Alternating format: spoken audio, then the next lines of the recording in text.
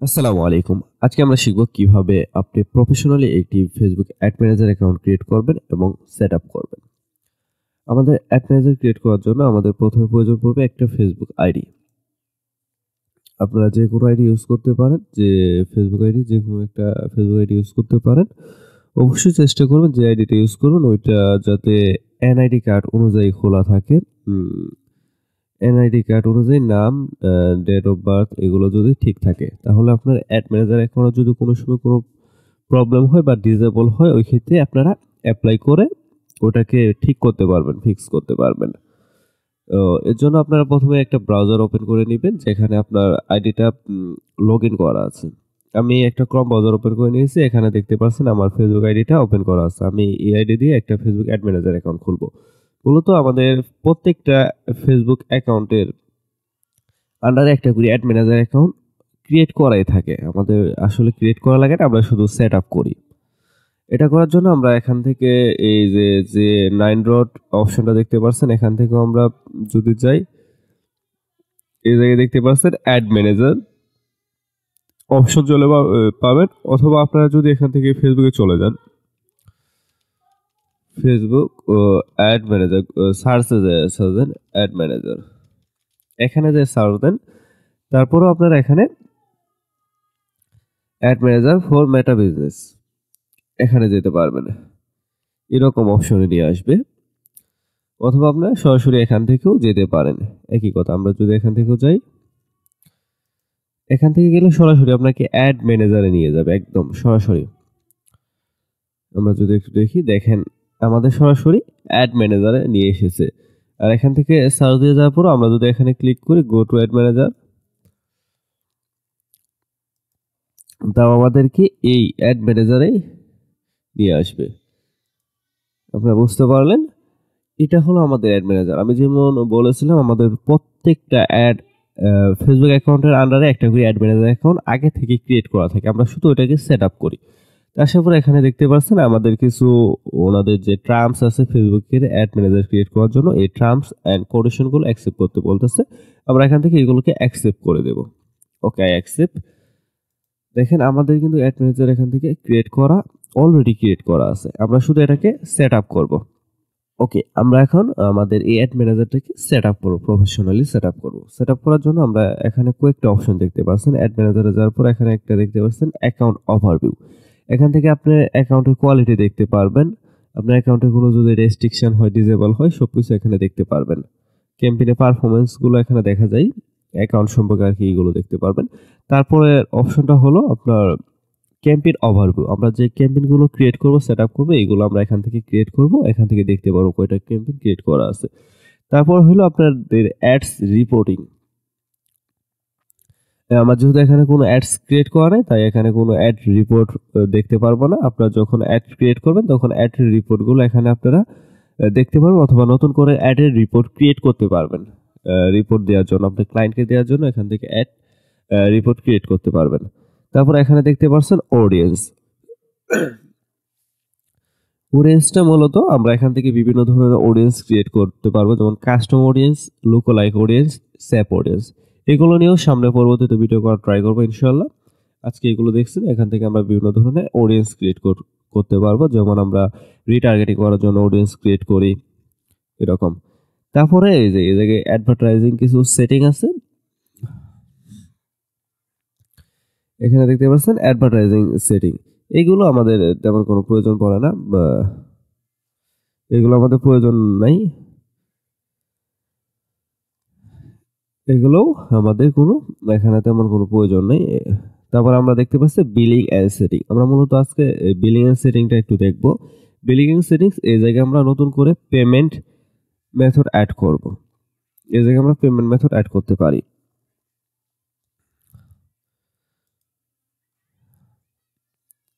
এখান থেকে আমরা পেমেন্ট মেথড অ্যাড করতে পারি। এখানে দেখতে পাচ্ছেন পেমেন্ট সেটিং।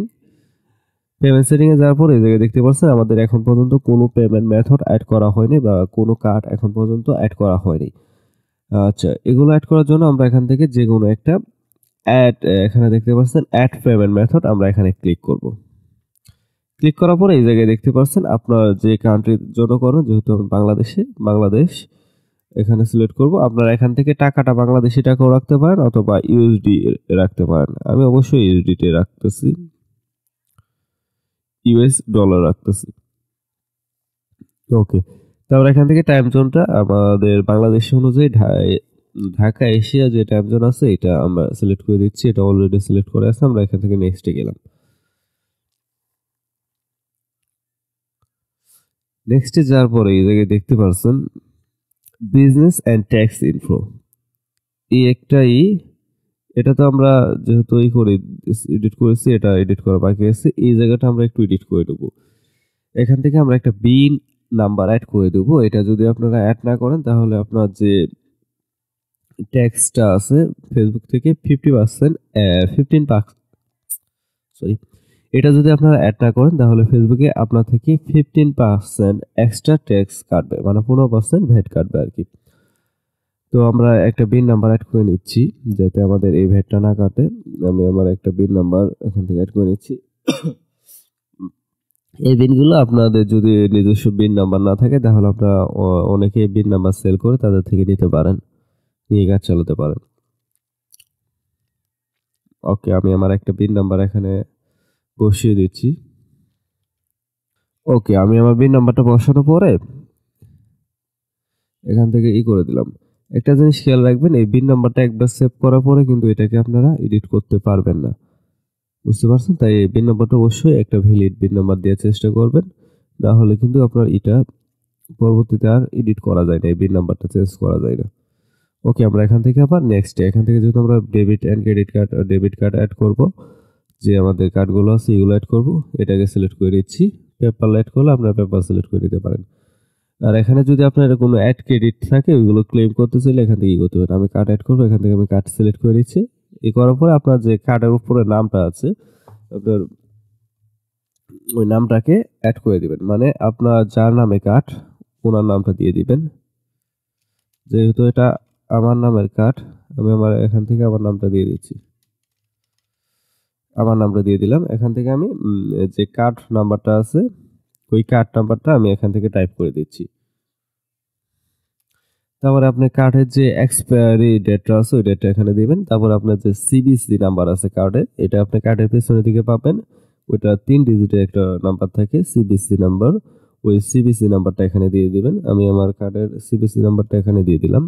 দেওয়ার পর আপনারা এখান থেকে সেভে ক্লিক করবেন।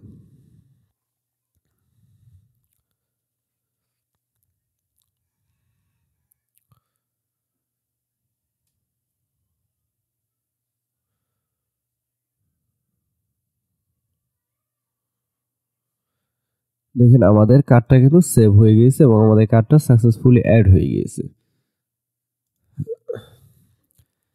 এখন আপনারা চাইলে এখান থেকে ফান্ডও অ্যাড করে রাখতে পারেন।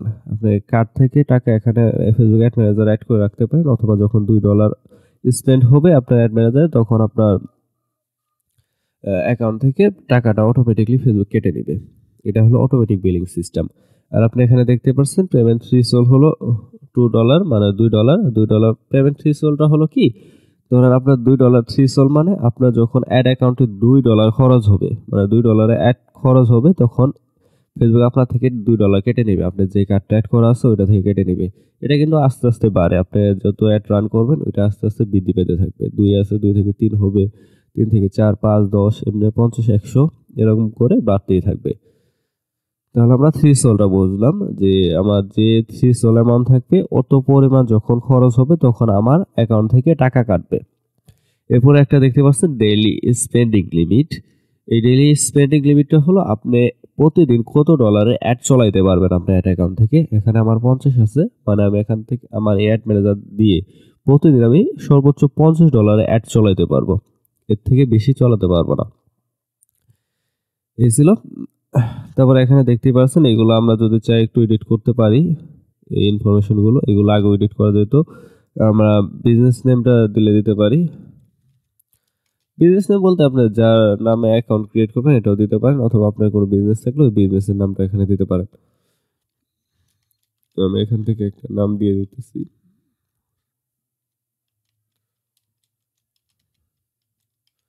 এগুলো আপনার পরে চেঞ্জ করতে পারবেন, এগুলো চেঞ্জ করা যায়। এগুলো আপনার পরও চেঞ্জ করলে করতে পারবেন। এটা আমি এইরকমই রাখতেছি। আপনার অ্যাড্রেস দিয়ে দিবেন, দিয়ে এখানে জিপ কোড ইটি দিয়ে এগুলো আপনারা চেঞ্জ করতে পারবেন। ওকে, এই হলো আমাদের পেমেন্ট মেথড অ্যাড করার অপশন। আর এখান থেকে এখন বর্তমানে বলতে গেলে এই অ্যাডস ম্যানেজারে আর কোনো সেটিং না করলেও চলে। এখন আপনি চাইলে করতে পারেন, অ্যাড রান করতে পারেন। অ্যাড রান করার জন্য আপনাকে প্রথমে একটা ফেসবুক পেজ অ্যাড ম্যানেজারের আন্ডারে কানেক্ট করতে হয়। এখানে যদি আমরা অ্যাকাউন্ট ওভারভিউতে যাই, দেখেন এখানে একটা অ্যাড ফেসবুক পেজ অ্যাড করতে হবে ডিফল্ট ভাবে। ওইটা আমরা এখান থেকে অ্যাড করতে পারি অথবা নতুন একটা পেজ ক্রিয়েট করে নিতে পারি। এটা হলো আমাদের অ্যাড। আচ্ছা, পরবর্তীতে আর একটা ভিডিওতে আমরা দেখব কিভাবে আপনারা বিজনেস ম্যানেজার অ্যাকাউন্ট ক্রিয়েট করবেন এবং সেট আপ করবেন।